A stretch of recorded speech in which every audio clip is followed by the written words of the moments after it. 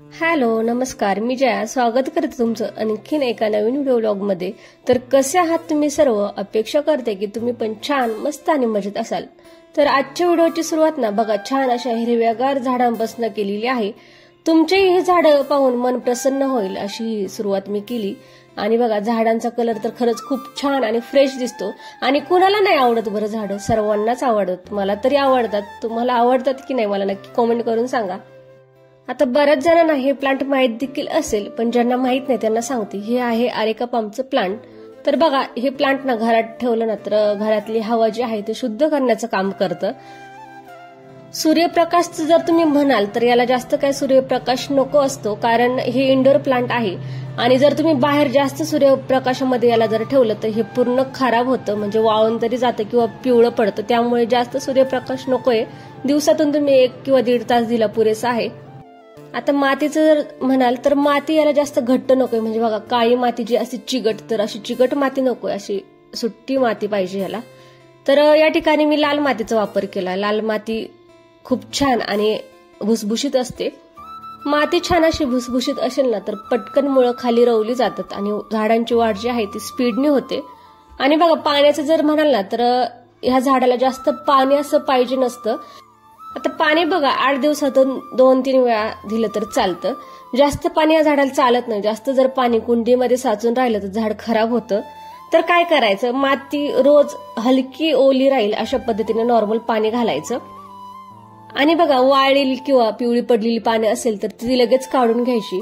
आणि जी कुंडीतली माती आहे ना 8 दिवसाला हलवून द्यायची, म्हणजे आपण खुरपणी करतो अगदी त्या टाईप मध्ये माती छान अशी भुसभुशीत करायची। मनी प्लांट तर प्रत्येकाच्या घरामध्ये असेल किंवा तुम्हाला सर्वांना माहित देखील असेल। तर मनी प्लांट घरामध्ये ठेवलेले खूप शुभ मानले जाते। आणि मनी प्लांट घरामध्ये पॉझिटिव्ह एनर्जी निर्माण करतं।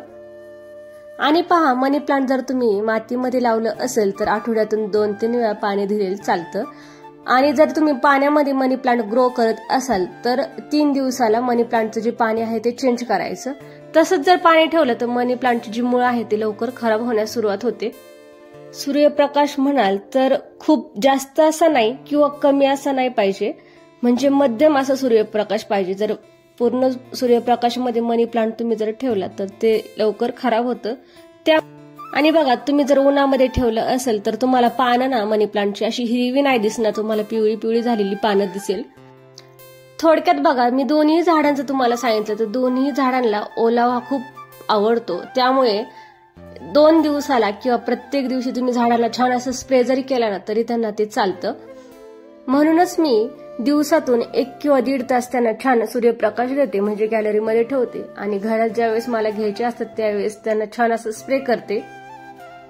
आता पहा कालचा व्हिडिओ जर तुम्ही पाहिला असेल तर कालच्या व्हिडिओमध्ये जे मी कामं केले त्याच्या बरोबर पुढचाच हा व्हिडिओ मी कंटिन्यू केला। कारण बघा एक व्हिडिओ टाकायचं जर म्हटलं तर खूप मोठा व्हिडिओ झाला असता, त्यामुळे त्याचेच मी 2 पार्ट बनवले।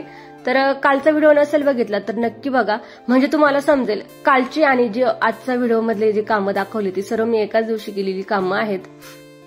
आता पहा बाकीची कामं होईपर्यंत मशीनला मी सकाळीच कपडे लावले होते ते देखील झाले आणि तेच वाळत घालत आहे।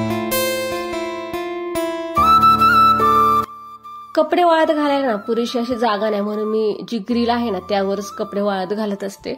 दोरी जर बांधायचं म्हटलं तर आतमध्ये लवकर कपडे सुकत नाही, म्हणून मी ग्रिलवरच टाकते। घरामध्ये लहान मुले असेल ना तर त्यांचा आनंदच वेगळा असतो बघा। एवढे छोटे छोटे ग्लोव्ज आणि त्यांचे कपडे पण खूप छोटे छोटे असतात, बघूनच खूप छान वाटतं। मला तर वाटतंय आपल्या सर्वांचा आवडतीचा एरिया घरामधील जो असेल ना तो म्हणजे किचन गॅलरी। कारण या गॅलरीमध्येच बघा आपण बरीचशी कामं करतो आणि बायकांची बरीचशी कामं ही किचन गॅलरीमध्येच असतात, जसे की कांदा वगैरे चिरणं, भाजीपाला निवडणं किंवा मग अजून काही। आणि जर किचन गॅलरीमध्ये तुमचे प्लांट जर असेल ना मग तर विषयच नाही। कारण बघा गॅलरीमध्ये जेव्हा आपण प्लांट वगैरे ठेवतो आणि आपण किचनमध्ये जरी जेवण वगैरे बनवत असलो ना तर किचनची खिडकीतनं छान प्लांट बाहेर दिसतात आपल्याला। आणि कधी आपल्याला वाटलं आपल्याला करमत नाही किंवा बोर होते किंवा घरात भांडणं वगैरे झालेलं असेल ना तर अगदी प्लांटकडे बघून ना खरंच खूप मन प्रसन्न होऊन जातं आणि खरंच खूप छान वाटतं. आता पहा, एका ताईची ना मला कमेंट आली होती की ताई तुम्ही कपडे कुठे वॉश करता, प्लीज दाखवा. तर बघा, म्हणजे हा व्हिडिओ त्यांच्यापर्यंत जर पोहोचत असेल आणि त्या ताई जर बघत असेल तर बघा, या ठिकाणी मी कपडे वॉश करते.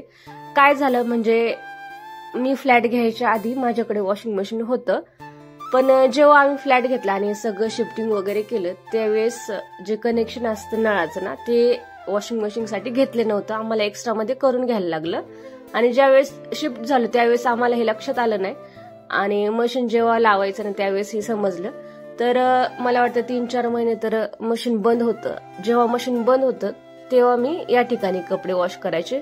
म्हणजे बघा, फ्लॅट जर घेतला तर फ्लॅटला अटॅच गॅलरी असते आणि गॅलरीमध्येच युटिलिटी एरिया ना, म्हणजे हा तुम्हाला जो व्हिडिओमध्ये दिसतो तो सेपरेट दिला जातो.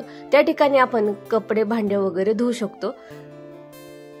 तर बघा, या ठिकाणी मी कपडे वॉश करते आणि कपडे खूप कमी असेल त्यावेळेस ना मी बाथरूम मध्येच वॉश करत असते.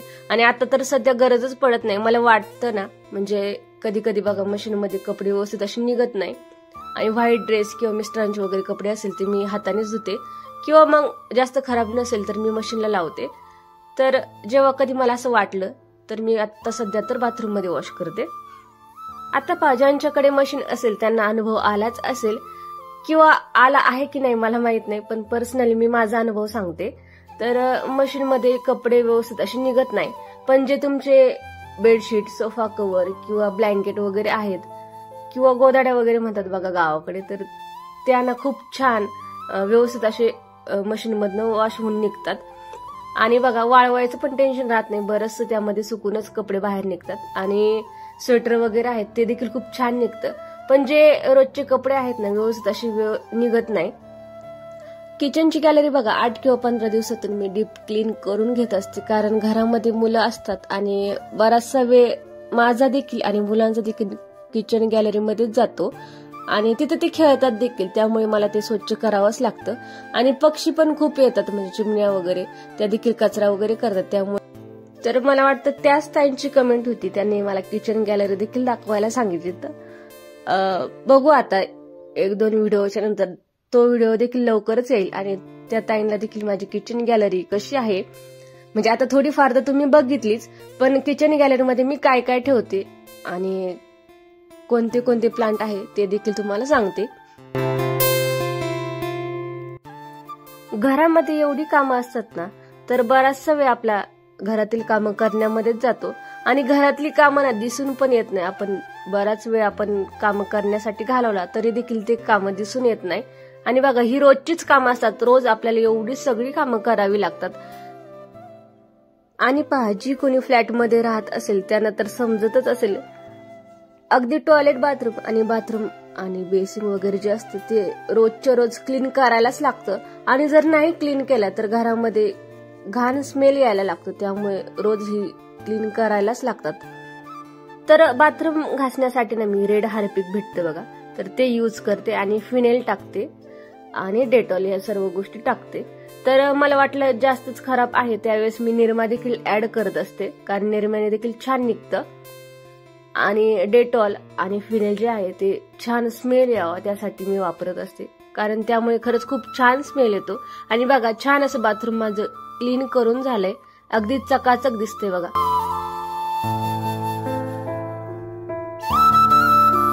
आता पहा, बेसिन घासण्यासाठी मी ना रेड हार्पिकचाच यूज करते.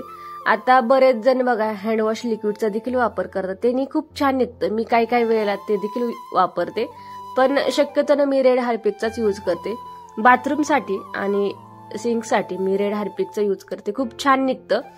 आणि बघा, माझ्याकडे एक लिक्विड देखील होतं जे मी विकत घेतलं, म्हणजे ऑनलाईन न घेता मी असंच घेतलं होतं. आणि मला वाटतं ते ऍसिड टाईप आहे बघा, म्हणजे जिथं जिथं क्षार जमा झाला ना त्या ठिकाणी टाकायचं आणि लगेचच तिथं फेस होतं आणि पूर्ण ते क्षाराचे जे डाग आहे ते निघून जातात. अगदी आपल्या प्लॅस्टिकच्या बकेट वगैरे आहे ना त्यांच्यावर जरी टाकलं तरी खूप छान असं क्लीन होऊन निघतं. एखाद्या व्हिडिओमध्ये तुम्हाला ते लिक्विड देखील मी दाखवील, पण मला जेव्हा मी घेतलं त्यावेळेस मला हे माहित नव्हतं आणि ज्यांच्याकडनं घेतलं त्यांनी मला ते सांगितलं नाही.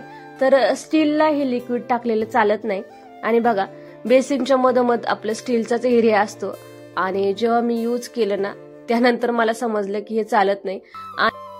तर किचनच्या सिंकला देखील मी थोडंसं टाकलं, त्याच्यानंतर मला हे समजलं की स्टीलवर हे लिक्विड चालत नाही, कारण स्टील पूर्ण काळं पडायला सुरुवात होते. नशीब मी नळांवर वगैरे टाकलं नव्हतं, नाहीतर नळ देखील काळे झाले असते. तर पहा, कालचा आणि आजचा दोन्ही व्हिडिओ मिळून हा एकच व्हिडिओ होता. खूप मोठा होत होता म्हणून तुमच्यासोबत 2 पार्टमध्ये मी शेअर केला. चला, अजून बरेचशी कामं असतात जी आपण एकाच दिवशी कंप्लीट करत असतो. तर आजचा व्हिडिओ मी इथंच थांबवते आजच्या क्लिनिंग सोबत. आणि आजचा व्हिडिओ तुम्हाला कसा वाटला मला नक्की कमेंट करून सांगा. आणि कालचा व्हिडिओ अपलोड केला तुम्ही तो देखील बघितला नसेल तर तो देखील बघा. भेटूया नेक्स्ट व्हिडिओमध्ये, तोपर्यंत बाय बाय.